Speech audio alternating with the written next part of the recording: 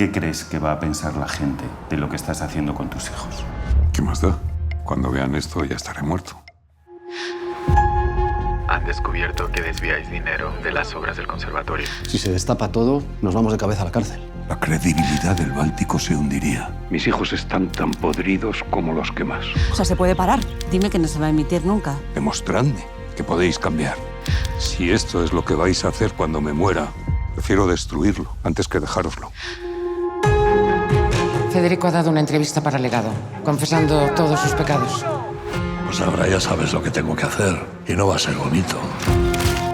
Tu hija y yo no nos merecemos esto. Esto se me ha ido de las manos. Si queremos parar esto, hay que jugar igual de sucio que él. Para dar puñaladas no hace falta tener talento, papá.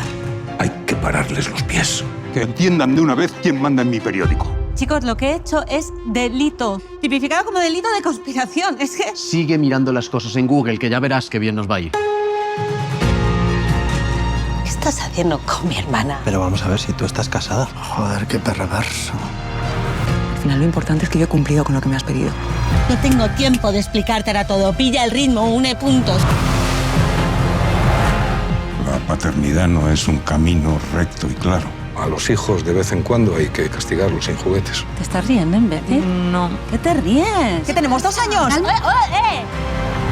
¿Por qué tenías que dar esa entrevista? Porque esta vez voy a contarlo todo. Caiga quien caiga. Me gustaría que ese fuese mi legado.